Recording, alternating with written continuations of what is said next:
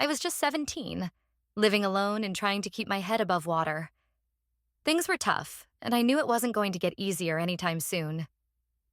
I had taken a job at a rundown diner, the kind of place that had stained boots, flickering lights, and a smell of grease that lingered on your clothes long after you left. The work wasn't glamorous, but it was a paycheck. I needed that paycheck, so I kept my mouth shut and worked hard. But the manager, Rick, was a nightmare. He was the kind of guy who liked to put people down, belittle them for the smallest mistakes.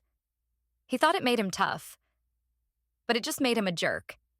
He had no respect for anyone who worked for him, especially the young waitresses, like me and the others. He would scream, insult, and treat everyone like we were nothing but disposable. He didn't care about anyone. Unless you counted himself, of course. One afternoon, I was on my break in the kitchen, sitting with my legs crossed, peeling a banana, trying to forget about the mess that was my life. I had just taken a bite when I heard it. Rick's voice, loud and furious. He was tearing into Jessica, a new waitress who was barely older than me. I could hear her voice shaking, almost in tears. He was yelling at her for some tiny mistake, making it sound like she had committed a crime. I didn't even want to know what it was. It wasn't worth the anger that would come with it. God, Jessica, how stupid can you be? Rick's voice boomed through the back. I give you one job and you can't even get it right. Damn, you're an embarrassment. I could hear Jessica apologizing, her words barely audible as she choked back sobs. I felt my blood start to boil. This wasn't the first time he'd done this, but for some reason, it was different today. Maybe it was the exhaustion. Maybe it was the way he was treating Jessica, like she was less than nothing. Maybe it was the banana in my hand that was somehow making me feel brave. Whatever it was, I couldn't take it anymore. I stood up slowly, swallowing the last bite of my banana, then walked toward the kitchen door.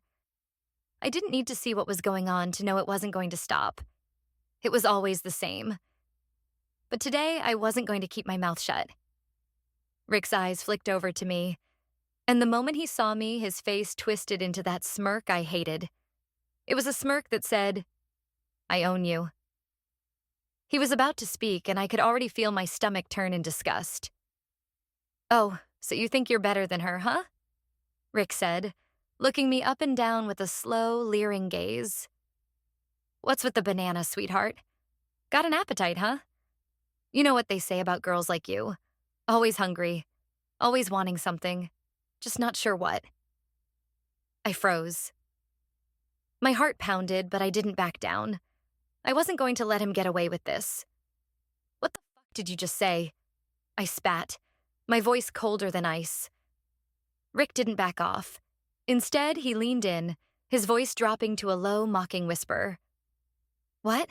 You don't like it? You got a problem with it? Little girls like you.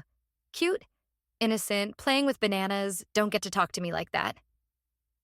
He took a step closer, his breath hot on my face. You're just like the rest of them. Don't think I don't know what's going on behind that pretty little face of yours. Go fuck yourself, Rick, I snarled, my blood boiling. You think you can talk to people like that? You're a goddamn bully. And you're pathetic. You're nothing but a sad, bitter old man who gets off on making young girls cry. You really think you can keep treating us like shit and get away with it? Rick's face twisted, his nostrils flaring. You think I care about what you think? You're just a waitress, a nobody. You're lucky I even let you work here. I can make you disappear in a heartbeat, sweetheart. You think you've got any power here? I stood my ground, my fists clenched at my sides. Yeah? You think I'm scared of you, Rick? You think I'm gonna let you talk to me like I'm your personal punching bag? You're pathetic. You think I need this job? I don't. I'll walk the hell out of here right now. And you won't get a goddamn thing from me. Not a minute more of my time. You're the one who's gonna look like a loser when your little power trip blows up in your face. Rick's face was red with rage now.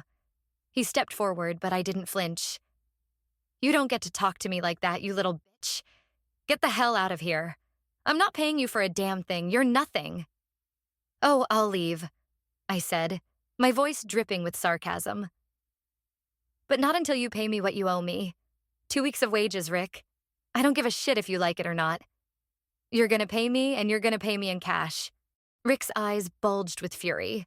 He shouted at me like I was a child, his voice cracking with pure rage. Get the hell out of my diner. You don't tell me what to do. You think you can walk in here and just quit? I'll have you thrown out by the cops if I have to. You think I need you?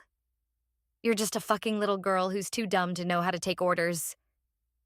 I was shaking with anger, but I wasn't about to back down. Call the cops, Rick. Do it. I'll tell them everything. I'll tell them how you treat the staff here, how you think you can talk to us like we're nothing. You're the one who's gonna look like an asshole when I show them everything. You think I care about your little threats? Go ahead. Try me. Rick sputtered, clearly losing control. He turned away from me, muttering insults under his breath, his hands shaking. I could tell he didn't know what to do anymore. He was losing the grip he had on this little shitty diner. I'll call the cops. You're gonna regret this, he growled, stomping toward the back. But I didn't leave. I stood there, arms crossed, watching as he fumbled around, trying to keep some semblance of control. I wasn't moving an inch. I had him where I wanted him. People started to arrive for lunch, and I greeted them with a cheerful, "Oh, you're here for lunch? Let me tell you about this terrible place." One by one, I told every person who came through the door about Rick's behavior. I didn't hold back. Rick was probably considering his next move, but he didn't realize how badly he had messed up. A few minutes passed. Then, to my surprise, Rick came storming back out, his face twisted in defeat. He held out a check, his hands shaking. "Here," he snapped, voice low and strained. "Take it and get the hell out of here." I looked at the check and then back at him. "You think I'm just gonna walk out with a check? Number, I want cash. Right now. You owe me 2 weeks, you are asshole." Rick went pale. His whole demeanor shifted from rage to panic. He went back inside, looking like a man who'd just realized he was losing everything. 5 minutes later, he came back out, cash in hand, face completely deflated. "Here," he muttered, shoving the money at me. "Take it and leave. Just leave." I took the cash, my heart still pounding, but my smile wide. "Thanks, Rick. You might want to rethink your management style next time." I turned to walk away, my steps steady and sure. Behind me, I could hear Rick cursing under his breath, but it didn't matter. I had won. I had taken my power back, and it felt so good.